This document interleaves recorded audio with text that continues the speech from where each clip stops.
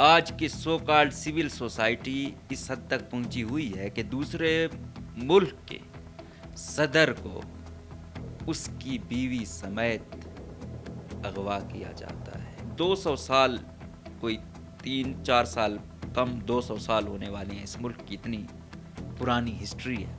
پھر 19ویں اور 20ویں صدی میں یہ ملک دنیا میں سب سے زیادہ، ایون سعودی وغیرہ کی سے بھی زیادہ تیل رکھنے والا ملک ہے. لیڈر ان کا آتا ہے، وہ لیڈر ان کو ملتا ہے یوگو شاویز. اس کا انقلاب ایک بڑا مشہور جملہ ہے اس کی مقامی لینگویج میں کہ پورا ہو رہا، یعنی فی الحال نہیں، یعنی مقصد پورا نہیں ہوا.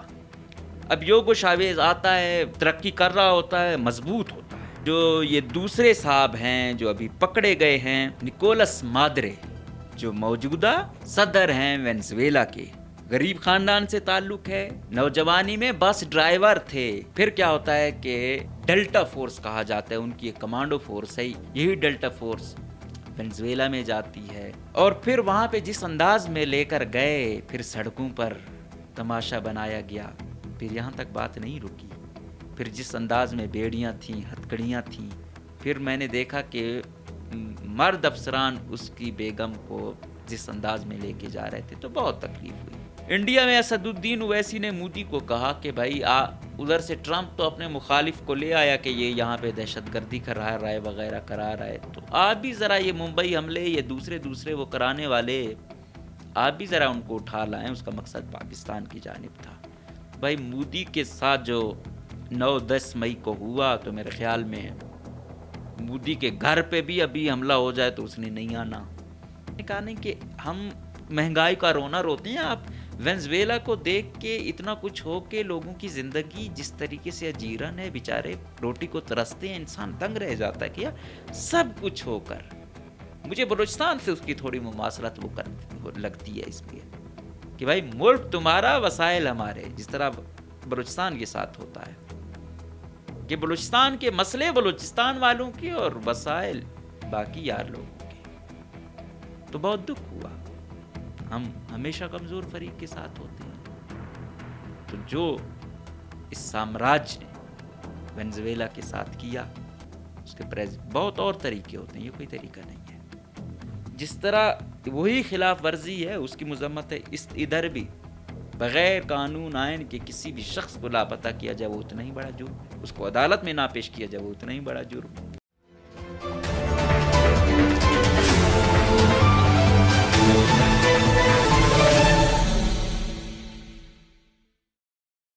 بسم اللہ الرحمن الرحیم. السلام علیکم. مجھے کہتے ہیں مقبول احمد. آپ دیکھ رہے ہیں پروگرام نعرہ حق. آج کی مہذب دنیا، آج کی ڈیموکریٹک دنیا، آج کی سو کالڈ سول سوسائٹی اس حد تک پہنچی ہوئی ہے کہ دوسرے ملک کے صدر کو اس کی بیوی سمیت اغوا کیا جاتا ہے. عالمی اخلاقی کسی بھی دنیا کے قانون میں اس سے سنگین پامالی کیا ہوگی کہ آپ اس قدر میرٹ کی وائلیشن کرتے ہیں، دوسرے ملک میں گھستے ہیں، اپنے ٹروپس لے کے جاتے ہیں اور اس کے کروڑوں لوگوں کے جو پریزیڈنٹ ہیں اس کو بیوی سمیت اٹھاتے ہیں. کہاں ہیں وہ وومن رائٹس والے؟ کہاں ہیں وہ ہیومن رائٹس والے؟ کہاں ہیں وہ اقوام متحدہ؟ بس اگر یہاں پہ کسی اور سوشلسٹ ملک نے کچھ کیا ہونا تھا نا تو پورے ہنگامے کھڑے ہو جانے تھے، احتجاج در احتجاج ہونا تھا. لیکن یہ غریب ملک تھا، یہ تھوڑا بہت سوشلسٹ تھا، تو کون اس کے لیے اٹھے گا؟ صرف ڈکٹیٹر تو یہی ہے نا، یہی ڈکٹیٹرشپ نظر آتی ہے. دوسری ڈیموکریٹک کے نام پہ پوری دنیا میں جنگیں کرو، نسلیں برباد کرو، کوئی نہیں پوچھ سکتا. آپ کو اگر تھوڑا بتائیں اس ملک کے بارے میں، یہ ملک کا نام ہے وینزویلا. یہ کبھی اسپین کی کالونی ہوتا تھا، پھر 1500 سے 1811 تک یہ اسپین کی کالونی رہا. پھر یہ ہوا کہ 1810 سے نا آزادی کی جنگیں وہاں پہ شروع ہوئی. جس طرح ہر ملک میں ہوتا ہے، جس طرح ہمارے اوپر برطانیہ کا راج تھا، گورے قابض تھے تو یہاں لڑائیاں وقتاً فوقتاً چلتی رہی. وہاں بھی 1810 کے بعد یہ چیز شروع ہوئی. 1821 میں سمندر پار اتحاد یعنی گرین کولمبیا کا حصہ بنی، جس میں کولمبیا تھا، ایکواڈور تھا، وینزویلا تھا. پھر کیا ہوا کہ 1830 میں وینزویلا نے گرین کولمبیا سے الگ ہو کر مکمل خود مختار ریاست کی حیثیت اختیار کی. اب یوں سمجھو 1830 کے بعد سے آج 2026 ہے تک کتنا، مطلب آپ کہو کہ 200 سال، کوئی 3-4 سال کم 200 سال ہونے والے ہیں. اس ملک کی اتنی پرانی ہسٹری ہے. ٹھیک ہے. اور اس سے پہلے بھی مطلب یہ تھا، لیکن میں نے کہا نہیں کہ کالونیاں ہوتی تھیں، اتنی آبادی بھی نہیں ہوتی تھی، اس حصے پر قبضہ اس حصے پر قبضہ. تو 1830 کے بعد آپ اسے کہہ سکتے ہو کہ ایک واضح شکل و صورت میں یہ آ گیا. ٹھیک ہے. پھر کام شروع کیا، چلتا رہا ہے نظام حساب کتاب. 1900 کے بعد نا یہ پیٹرول ڈیزل اس کا دور آیا.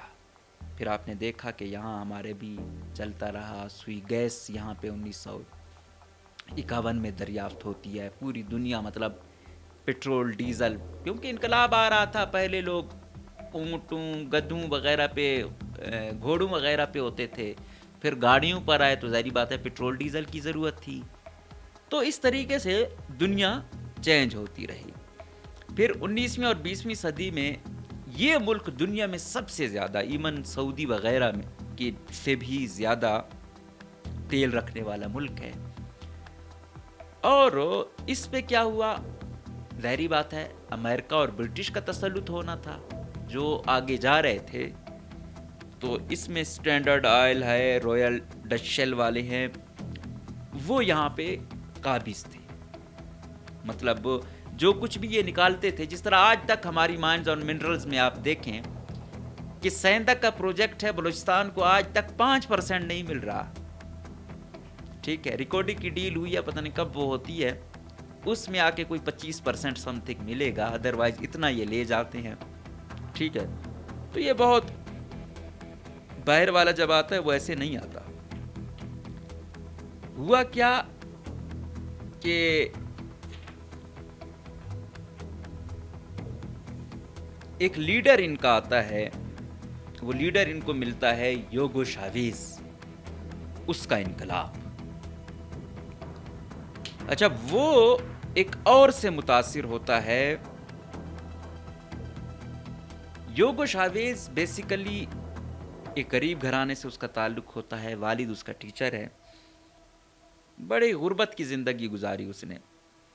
وہ آرمی میں جاتا ہے، آرمی سے ہی پھر بیچلر کرتا ہے. جس طرح آپ دیکھتے ہو کہ یہاں سیکنڈ لیفٹیننٹ بن جاتے ہیں، وہ ایف ایس سی ہوتے ہیں لیکن بعد میں پڑھتے رہتے ہیں. تو وہاں سے وہ بیچلر ہوتا ہے. وہ جب پہنچتا ہے لیفٹیننٹ کرنل لیول پہ، وہ بغاوت کرتا ہے سسٹم کے خلاف، وینزویلا کی. ٹھیک ہے. اچھا، جب وہ یہ کرتا ہے بغاوت، پھر کیا ہوتا ہے اس بغاوت کے دوران، کیونکہ اس کے جو نیچے ہوتے ہیں ٹروپس، ان کو تو یہ اپنے ساتھ ملا لیتا ہے، اکا دکا اور لوگوں کو بھی.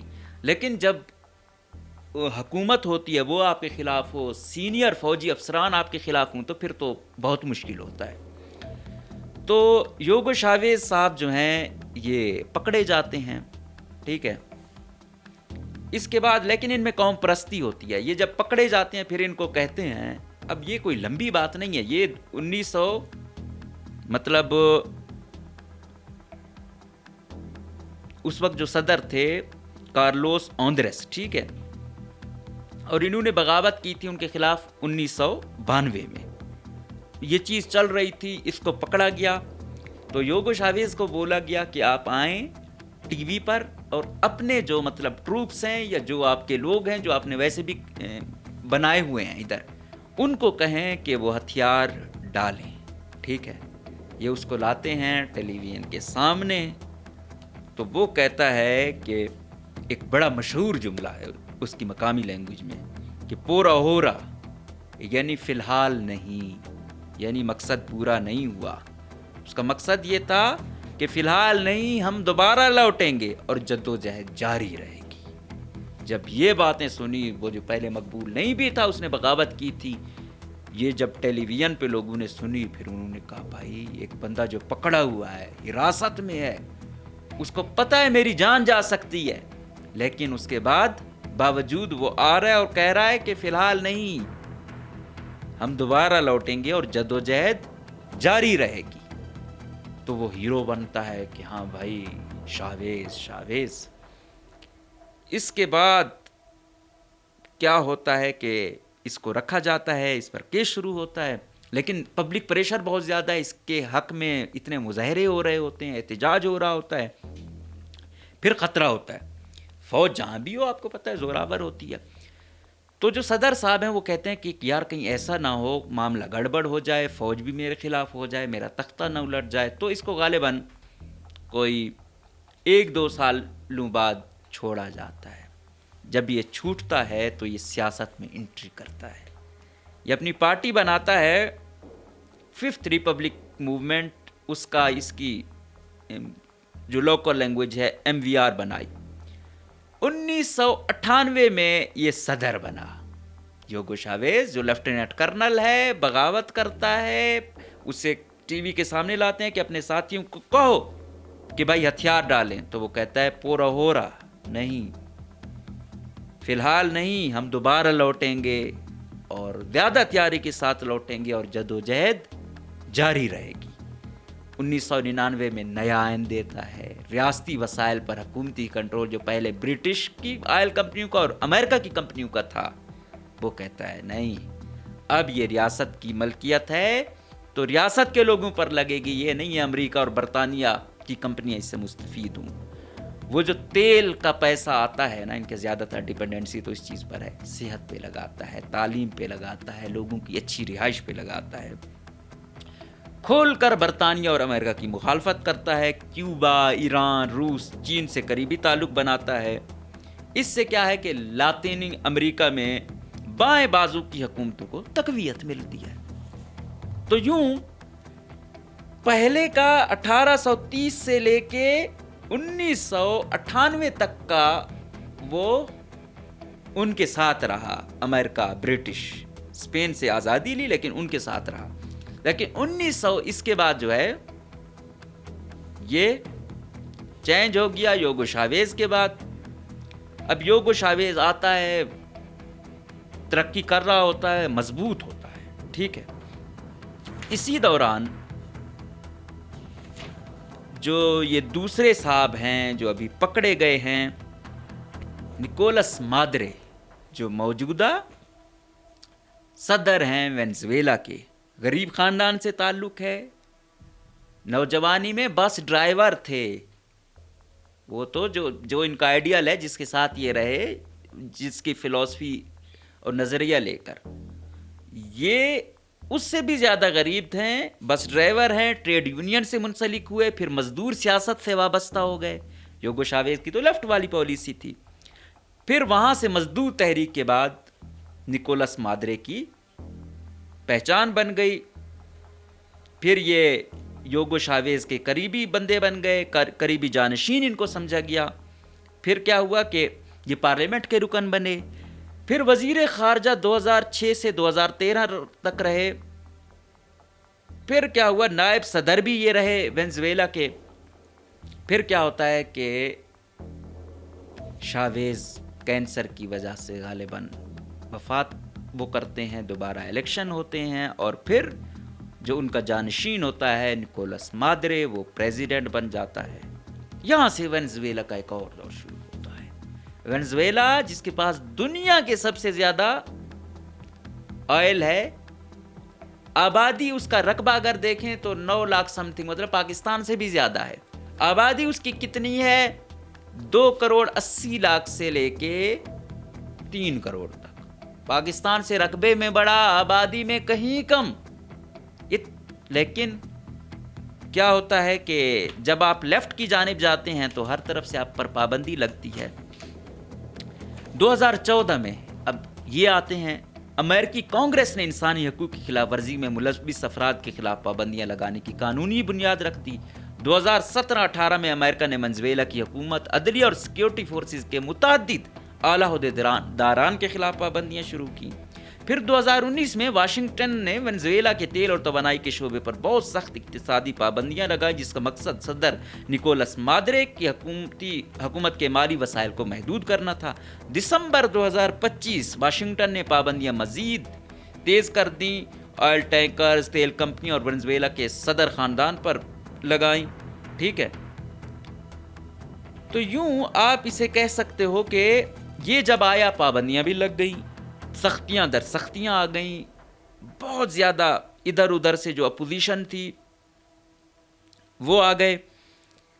अब इस दफ़ा का 2025 का जो नोबेल पीस प्राइज़ मिला वो है मारिया कोरिना मचाडो। ये इनकी अपोजिशन की लीडर हैं, आजकल तो अंडरग्राउंड हैं। कहा भी यही जा रहा था कि अमेरिका मचाडो को लाना चाह रहा है।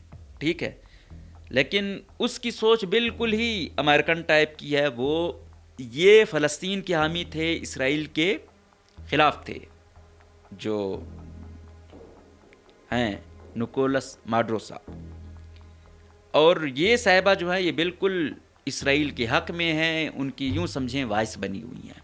ठीक है, अब जितना भी कहें इश्यूज़ चलते रहे। जब दूसरा इलेक्शन हुआ तब भी निकोलस माडुरो पर ये चीज़ चलती रही कि भाई रिग्ड हुआ इलेक्शन वगैरह। ये जो रिसेंट वाला था इस पर तो और ज़्यादा सवालिया निशान वो हुए, लेकिन वो यही था कि भाई जो निकोलस मादुरो साहब हैं उन्होंने फ़ौज को अपने साथ मिलाया हुआ है, उनको बड़े इंसेंटिव्स दिए हुए हैं। अवाम भाड़ में जाए, अवाम पर गुर्बत भी बहुत ज़्यादा है, महंगाई भी बढ़ गई है, लेकिन इसको पता था कि फ़ौज अपने साथ रहेगी तो इशू नहीं होगा। ये मुखालफिन इनके इन पर इल्ज़ाम लगाते हैं कि ये हुआ।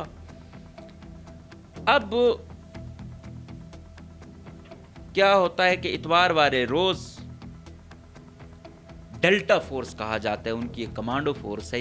ये उसी टाइप की फोर्स है जो यहाँ पे हमारे ही वतन अजीज़ में एबटाबाद में जहाँ PMA है, जहाँ से ये फ़ौजी ट्रेंड होते हैं, वहाँ पे ये उसामा बिन लादेन पे ऑपरेशन करते हैं। यही डेल्टा फोर्स वेनेजुएला में जाती है और इनको इतनी मालूमात होती हैं, कहते हैं कि ये मॉक एक्सरसाइज, मतलब कि अगर ऐसी सूरत हाल होती है, ऐसा वो है, तो पहले से उसकी इतनी ट्रेनिंग करते हैं ताकि ज़्यादा इशू ना हो। तो इन्होंने कहते हैं कि उसका जो घर था या पैलेस था सदर का, तो उसी का नक्शा बनाया हुआ था इस फोर्सेस ने। हर हवाले से जहाज़ भी ला रहे थे, वो भी कर रहे थे कि अगर ऐसा होता है तो क्या करें, ऐसा होता है तो क्या करें।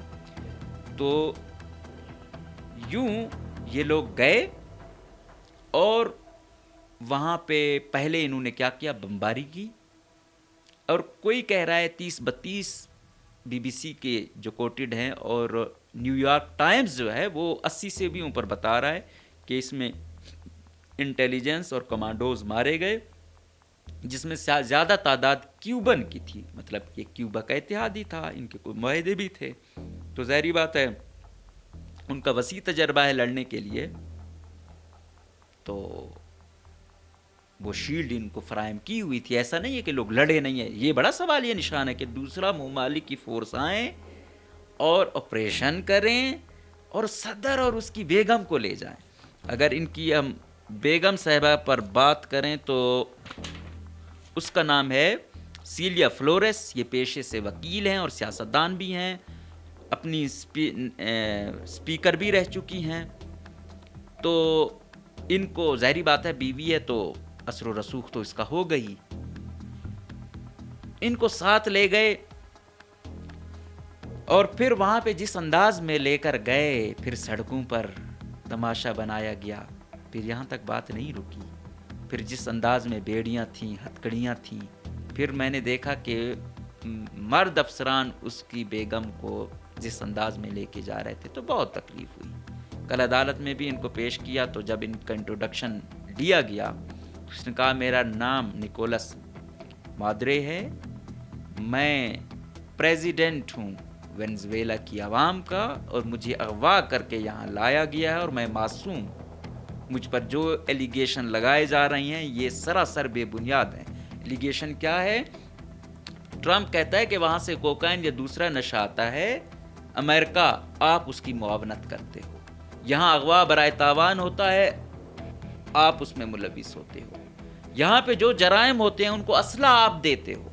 اندازہ لگا لو، وہ وہی ہے، اس نے اب پکڑوانا تھا.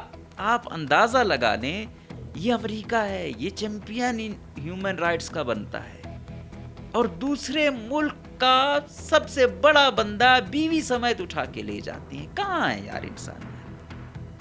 کیا تک رہ جاتی ہے؟ دنیا ہل نہیں جانی چاہیے تھی، لیکن وہ چیز نہیں آ رہی. ہاں کچھ جو لوگ ہیں جن میں کچھ انسانیت ہے، وہ چاہے امریکہ میں بھی ہیں، جہاں بھی ہیں، وہ اس کی کھلے عام مخالفت کر رہے ہیں اور کہہ رہے ہیں کہ امریکہ نے یہ غلط کیا ہے.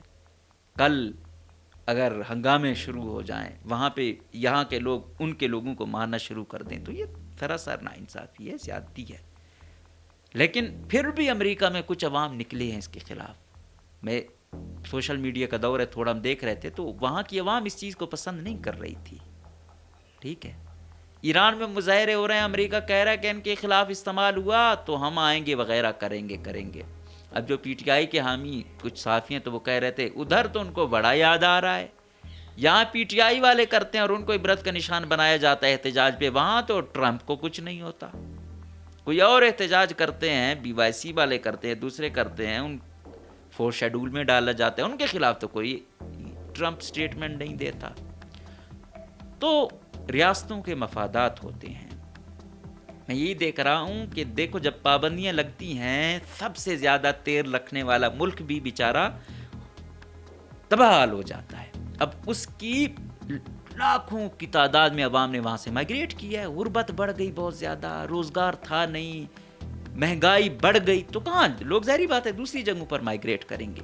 تو یہ جو 3 کروڑ ہے یہ بھی ساری وہاں نہیں ہے ان کی آبادی، اس میں سے کئی ملینز لوگ وہاں سے موو کر گئے دوسرے ملکوں کی جانب. اور یار 3 کروڑ آبادی ان سے نہیں ہو رہی. یہی ہے، یہ عالمی طاقتیں جب اپنے کھیل کھیلتی ہیں نا تو یہی ہے. یہ افریقن ممالک میں آپ دیکھو سونا نکل رہا ہے، ہیرے نکلتے ہیں یار، اور وہ لوگ روٹی کو ترس رہے ہیں. تو یہ انہوں نے دوسروں کو دبانے کے لیے ڈیموکریسی فلاں رائٹس رکھے ہوئے نہیں ہے. اچھا، اس چیز کو دیکھتے ہوئے ادھر سے ہمارے ہمسائے انڈیا میں اسد الدین اویسی نے مودی کو کہا کہ بھائی ادھر سے ٹرمپ تو اپنے مخالف کو لے آیا کہ یہ یہاں پہ دہشت گردی کرا رہا ہے وغیرہ کرا رہا ہے، تو آپ بھی ذرا یہ ممبئی حملے یہ دوسرے وہ کرانے والے آپ بھی ذرا ان کو اٹھا لائیں. اس کا مقصد پاکستان کی جانب تھا. اس نے بھی کہا کہ تھوڑا مودی کو چھیڑا جائے. بھائی مودی کے ساتھ جو 9-10 مئی کو ہوا تو میرے خیال میں مودی کے گھر پہ بھی ابھی حملہ ہو جائے تو اس نے نہیں آنا. یہ تو پھر بھی آپ ممبئی حملے یا دوسرے حوالے اس کو دے رہے ہیں. تو مودی کہتا ہے کہ میں یہاں پہ محفوظ رہوں، بڑی بات ہے. تو یہ جنگیں بدلتی ہیں، ایسا نہیں ہے. اور دوسرا یہ بھی کہا جا رہا ہے کہ اگر وینزویلا اٹامک پاور ہوتا تو یہ چیز نہ ہوتی. تو ہم اٹامک پاور تھے، ہم 11 میں تھے، کیا کر لیا ہم نے. تو دنیا کے کھیل جب اٹامک پاور ہی سب کچھ نہیں ہوتا. چیز یہی ہوتی ہے کہ ہم تو یہ باتیں کرتے ہیں لیکن بڑی ذمہ داریاں ہوتی ہیں، بہت کچھ دیکھنا پڑتا ہے. میں نے کہا نہیں کہ ہم مہنگائی کا رونا روتے ہیں. آپ وینزویلا کو دیکھ کے اتنا کچھ ہو کے لوگوں کی زندگی جس طریقے سے اجیرن ہے، بیچارے روٹی کو ترستے ہیں، انسان دنگ رہ جاتا ہے کہ یار سب کچھ ہو کر. مجھے بلوچستان سے اس کی تھوڑی مماثلت لگتی ہے اس لیے کہ بھائی ملک تمہارا، وسائل ہمارے، جس طرح بلوچستان کے ساتھ ہوتا ہے کہ بلوچستان کے مسئلے بلوچستان والوں کے اور وسائل باقی یار لوگوں کے. بلوچستان کے فیصلے ہمارے، بلوچستان کے مسائل بلوچستان کی عوام کے. تو ایسا ہی کچھ یہ طاقتیں، عالمی طاقتیں کرتی ہیں. پھر چھوٹے موٹے یہاں والے جو ریاست کے اندر ہوتے ہیں وہ پھر مظلوم، معصوم، کمزور لوگوں، بلوچستان والوں جیسوں پر یہ کرتے ہیں. وفاق کیا کر رہا ہے؟ مقتدرہ کیا کرتی آ رہی ہے؟ دوسرے ممالک میں آپ دیکھیں یا دوسرے صوبوں میں کہیں ایسا ہوتا ہے کہ دو دو حکومتیں چل رہی ہیں. یہاں ایک حکومت تو آپ کو ویزیبل ہے، دکھ رہی ہے، ایک انویزیبل ہے. اصل حکومت یہاں پہ ہوئی ہے، باقاعدہ ان کی برانچیں بنی ہوئی ہیں. یہ برانچ گورننس کو دیکھ رہا ہے، یہ برانچ یونیورسٹیوں کو دیکھ رہا ہے، یہ برانچ ایگریکلچر کو دیکھ رہا ہے، یہ برانچ ڈسٹرکٹ ایڈمنسٹریشن کو دیکھ رہا ہے. تو کیا بات کرتے ہیں آپ؟ ہر جگہ کہیں نہ کہیں ہے. بس یہی ہے، جس کے پاس کچھ پاور ہے اس کو کمزور نہیں، وہ دکھانا چاہتا ہے. امریکہ نے یہ دکھائی. امریکہ اس سے پہلے بھی لے کے جا چکا ہے، یہ کوئی پہلا پریزیڈنٹ نہیں تھا. اس نے کیا کیا کولمبیا میں، اس نے کیا کیا ویتنام میں، اس نے کیا کیا فلپائن میں. تو یہ دستور ہے، یہ ڈھکوسلے ہیں. دنیا اس وقت، دنیا وہ کیا کہتے ہیں، مائٹ از رائٹ والے چڑھتے سورج کی پوجا کرتی ہے. پاکستان کی یہی صورتحال میں کہہ رہا ہوں. مئی سے پہلے کیا تھی، بعد میں کیسی بنی ہے. آج ہمارے والے جو تھوڑا کانفیڈنس میں ہیں، وجہ یہی ہے کہ ان کی سیٹنگ ہے امریکہ سے. اگر امریکہ میں سیٹنگ نہ ہوتی تو اب شاید ہمارے بھی ہاتھ پاؤں کانپ رہے ہوتے کہ کوئی پتہ نہیں ہے. ویسے بھی ٹرمپ انپریڈکٹیبل آدمی ہے. بہرحال آج کی دنیا میں بھی اخلاقیات نہیں ہے، انسانی حقوق نہیں ہے، گریس نہیں ہے، تہذیب نہیں ہے. تو بہت دکھ ہوا. ہم ہمیشہ کمزور فریق کے ساتھ ہوتے ہیں. تو جو اس سامراج نے وینزویلا کے ساتھ کیا، اس کے بہت اور طریقے ہوتے ہیں. یہ کوئی طریقہ نہیں ہے کہ کسی کو پسند نہ ہے تو آپ اس کا، بیوی کا کیا قصور تھا کہ آپ اس کو لے گئے؟ اس نے کیا کچھ کیا ہوگا؟ مطلب وہ جرم، وہ سنگینی پریزیڈنٹ کی بھی ہے، لیکن ساتھ میں اس کی خاتون کو، اس کی اہلیہ کو ساتھ لے کے جانا تو سنگین پامالی ہے، خلاف ورزی ہے. پوری دنیا کو اس پہ، امریکہ کو نیم بھی کرنا چاہیے اور شیم بھی کرنا چاہیے. اور یہ چیز رکے گی نہیں، یاد رکھو. جو خاموشی ہے نا، میں دیکھ رہا ہوں، یہ یہاں تک نہیں رکے گی. جب کوئی بات نہیں مان رہا ہوگا، کل ہاں ایران والے کو پکڑ کے لے آؤ، اگلے ہاں کیوبا والے کو پکڑ کے لے آؤ. یہ تو پوتن پہ بھی یہ کوشش کی گئی. رشین پریزیڈنٹ پہ بھی کوئی حملے ہوئے، لیکن وہ تھوڑے تیز لوگ ہیں. اس کے جب گئے، اس بندے نے ایسا نہیں ہے کہ یہ ایسے ہی آ گیا، ڈرائیوری سے یہاں تک پہنچا ہے. بس ڈرائیور تھا، ٹریڈ یونین کا وہ بنا، پھر پارلیمنٹ گیا، وزیر خارجہ بنا، نائب صدر بنا، صدر بنا. آج غالباً وائس پریزیڈنٹ جو ہیں وینزویلا کی، انہوں نے چارج سنبھالا ہے. اس نے کہا ہے کہ ہم اس کی وہ کرتے ہیں، تو ہم اپنے طریقے سے چلیں گے، قانونی بن کر نہیں رہیں گے. ہم یہ دیکھ رہے ہیں کہ چین سب سے زیادہ فائدہ لے رہا تھا وینزویلا سے. اس نے اور روس نے مذمت تو کی ہے کھل کے. ہم نے کیا کیا؟ پاکستان کی ایسی سٹیٹمنٹ ہوئے ہیں، سانپ مرے بھی اور لاٹھی بھی نہ ٹوٹے. لیکن پاکستان کو پوزیشن کم سے کم کلیئرٹی والی تھوڑی دینی چاہیے. اب کہتے ہیں کہ ہم دنیا کی یہ پاور ہے، اٹامک پاور ہے، تو تھوڑا کھل کر آنا چاہیے. اور لیٹ سی کیا ہوتا ہے. بہرحال دکھ ہوا، یہ کہیں بھی ہوتا دکھ ہوتا. یہ اگر افغانستان میں ایسا ریپیٹ کرتے ہیں بھی دکھ ہوتا ہے کہ دنیاوی قانون ہو، اقوام متحدہ، دوسرے یہ نہ ہو کہ کوئی ملک اس کا پریزیڈنٹ کا دماغ جو ہے نا سٹیا جائے، وہ کسی کو بھی اٹھوا لے.